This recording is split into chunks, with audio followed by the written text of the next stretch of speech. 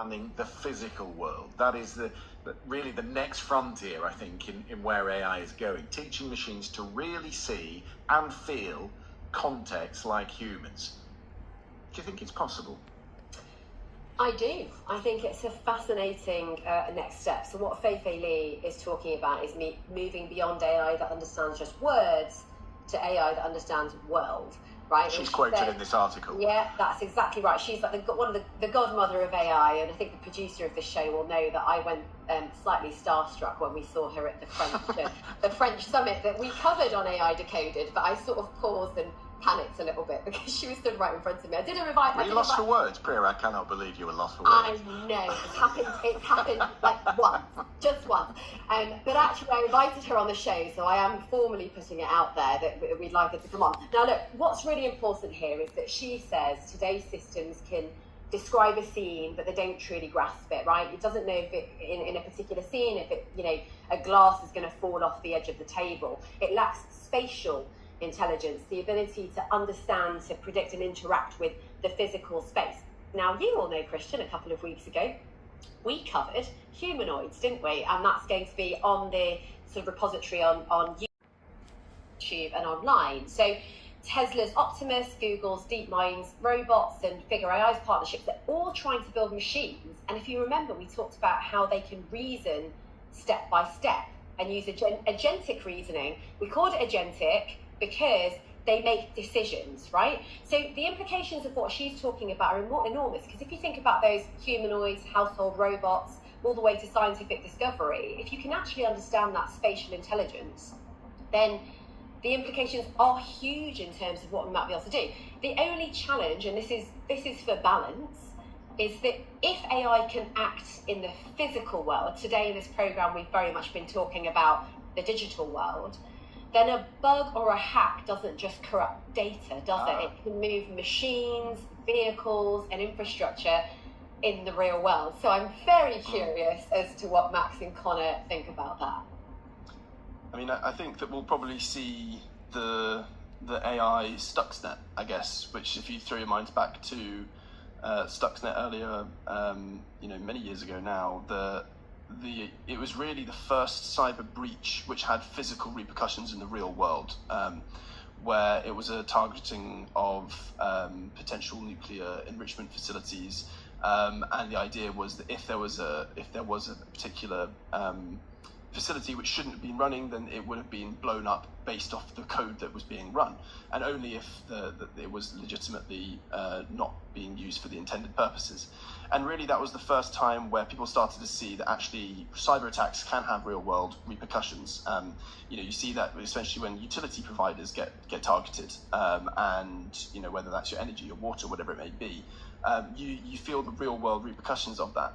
Now, we have not only that to worry about with AI when it's integrating with the wider systems, and I think that is a really exciting next step for AI.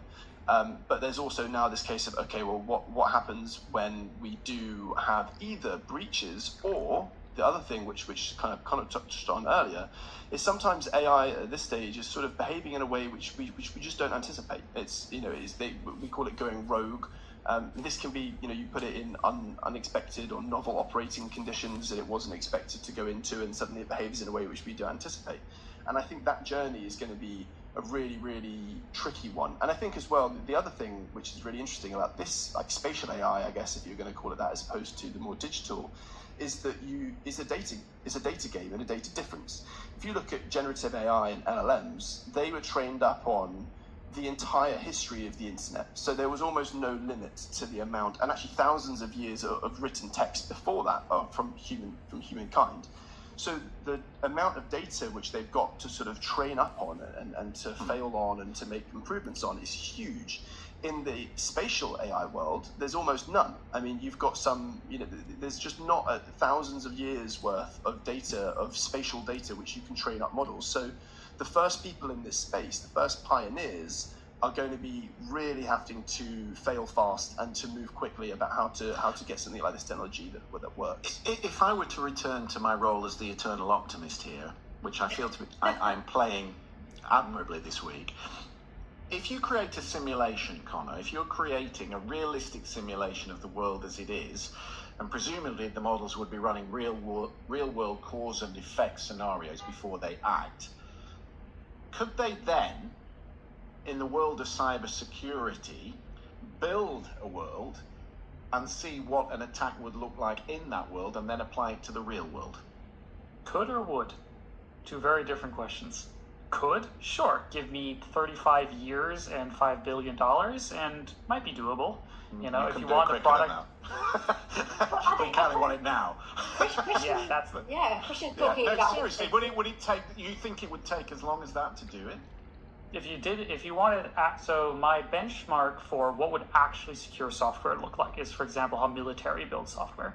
So if you look at, say, the software that gets put on like an attack helicopter for the military, usually these are formally proven correct, is what it's called. So they use mathematics to prove this code cannot do something funky.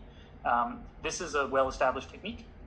There's, you know, a couple hundred people in the world that know how to do it well, and they're all French for some reason. I'm joking, but this makes code hundreds of times more expensive per line of code to produce.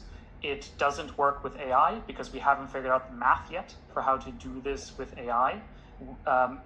Running it for, say, physical simulators is kind of also just like an unsolved problem. It's not impossible. It's just, it's a research program that could take, you know, a whole university, you know, generation. But the theory is right, though, is it? The theory is right that you could get AI to build a virtual world and test cybersecurity in that. Hypothetically, but are you sure your model isn't hackable? Are you sure that it applies to the real world? So there's a very common thing that happens. So you have the knock-on effect. Yeah. There's a very common thing that happens in the cyber world where people will create a virtual environment. For example, they will say, in this scenario, we're going to model our attacker as doing this, and like we have these defenses, and then we'll see what happens. But then it turns out, in the real life, the attacker just went in through the back door and unplugged your thing, because that wasn't part of your model. Like, you didn't consider that he could just walk in, or that he could, you know, threaten one of your employees, or that one of your code was just wrong, or that one of your microchips actually is broken. Like, not even the software, that the hardware might be broken. And you might remember Spectre and Meltdown, where the CPUs, the physical devices, were flawed. And it was, you were able to hack software by exploiting a flaw in the actual electronics. Right. So all this is doable, but it's very, very hard. It's very hard, it's very slow, it's very expensive. It can be done, but again, will people do this? Well, look, it won't be the end of the argument, but it is the end of our conversation this week. My thanks to Max, to Connor, to Priya. Just a quick final thought. If you want to disagree with them all and agree with me, you can now get in touch with AI Decoded on aidecoded@bbc.co.uk. Send us your thoughts on the show. Maybe you've got ideas you want us to explore, like Priya's idea of bringing all the kids in and getting them to tell us how AI should work. That sounds like a good idea to me. But if you've got others, aidecoded@bbc.co.uk. And if you'd like to re-watch this or any future episodes, then it's there on the BBC